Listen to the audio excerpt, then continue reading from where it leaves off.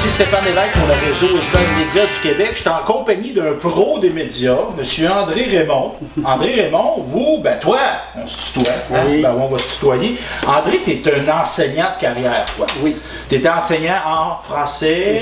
Moi, j'ai une formation de biologiste, OK. mais j'ai enseigné à peu près toutes les matières et j'ai terminé français et art dramatique. OK.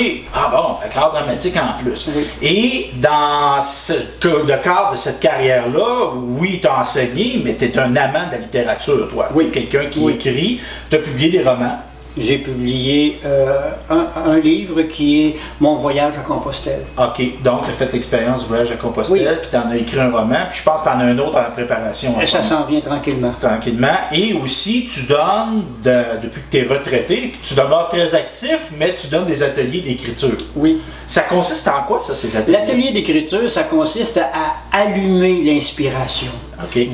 Parce que ce qui fait peur à peu près à tous les gens qui veulent écrire, c'est la fameuse page blanche. Oui. Oui, mais la page blanche, si on nous distrait de la page blanche, automatiquement, l'inspiration va venir tout seul. Il suffit tout simplement de provoquer par exemple, tu ouvres un livre, tu mets tes 3 doigts dans une page, et là tu as 3 mots sur le bout de tes doigts, tu prends ces 3 mots-là et tu construis une phrase avec qui devient une histoire. Fait que là, évidemment, André, on se rend compte aujourd'hui, mais on a des gens qui nous regardent, hein? Oui, on est filmé. Je savais pas. Ben oui, je t'avais pas averti, mais là, je te le dis, là. Oui. Mais là, mettons, là, on ne donnera pas un atelier d'écriture, mais mettons qu'on a des élèves ou des jeunes qui veulent écrire un roman, qui n'ont jamais écrit ça. Oui.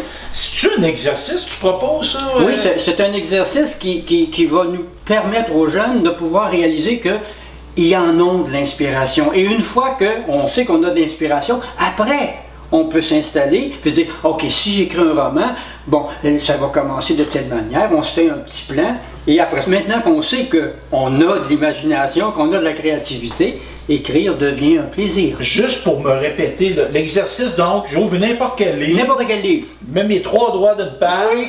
Et là, je prends les 3 mots. Les trois mots là, qui sont alentour, ils sont au bout de mon doigt, là, Okay. mais des mots qui peuvent donner quelque chose. Par exemple, ça peut être une chaise, ça peut être par exemple une rivière, puis surtout si les 3 mots là, sont dans des domaines complètement différents, là ça donne des belles histoires. Puis là, on peut être en groupe, on peut Oui. faire ça en classe par Exactement. exemple, puis comparer nos histoires. Puis là, on se rend compte qu'on est bon. Oui, oui, Parce que là, le goût de pogne, là, le syndrome de la page blanche, c'est ça. il s'amenuise. Et si en plus on prend ces 3 mots-là et qu'il y a 5 élèves qui changent l'ordre des mots, OK. là on va avoir avec les 3 mêmes mots des histoires tout à fait différentes. Ah, c'est intéressant. Ça, c'est intéressant. Puis par exemple, toi, là, on vient de parler d'un exercice qu'on peut faire dans le cadre d'un atelier d'écriture. Oui. Toi, ton roman, tantôt, tu as abordé le fait de faire un plan. Oui. Avant d'écrire ton roman sur Compostelle, le plan, c'était quoi? C'était très détaillé? C'était-tu très résumé? Comment ça s'est passé? Pour moi, le plan, il vient après. Oh, OK! OK, une fois que je sais ce que je veux donner, ce que je veux écrire, après ça, je vais développer un plan qui va rejoindre ce qu'il y a en dedans de moi, là. OK. OK. J'ai toujours été un peu allergique au plan, là. Très structuré. Très structuré, OK. là. C'est un peu comme moi, comme je me donne de l'inspiration, mais aussi je vais donner de l'inspiration à mon plan. OK! Ah, c'est intéressant, Oui, ça. je vais varier. Je ne commencerai pas nécessairement par l'introduction. Je peux commencer par exemple, une réflexion de quelqu'un ou un événement particulier qui va aller chercher le lecteur.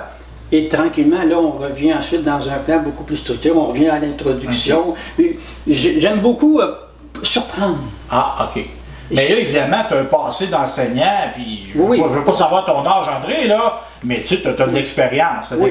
Mais pour quelqu'un qui débuterait, c'est une bonne idée. Oui, au départ, de pouvoir avoir dit, bon, OK, l'introduction, ensuite mes 3 idées principales, et ensuite ma conclusion, et après, une fois que je sais bien déterminé, que je commence à écrire, peut-être qu'après, je vais intervertir un peu les étapes, parce que je trouve que ce serait peut-être plus stimulant pour le lecteur d'avoir cette partie-là avant telle autre partie. Mais ce que je trouve intéressant, c'est que je dirais dans ta vision que tu as de la littérature, il faut que ça soit amusant.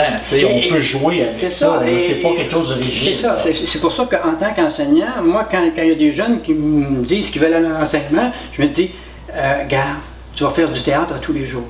Ah, c'est vrai. OK? Parce que la chose la plus importante qu'un enseignant doit faire, c'est pas un programme, c'est de faire aimer l'école. Oui. Et une fois qu'on aime l'école, c'est gagné. Ah. On peut passer n'importe quoi. On travaille en s'amusant, fait qu'on s'en rend pas compte. Exactement. Hey, merci André. Ça fait plaisir. Très inspirant, très intéressant. Donc, on dit un gros bonjour pour le réseau École Média du Québec. Merci encore. Oui. Surtout, amusez-vous.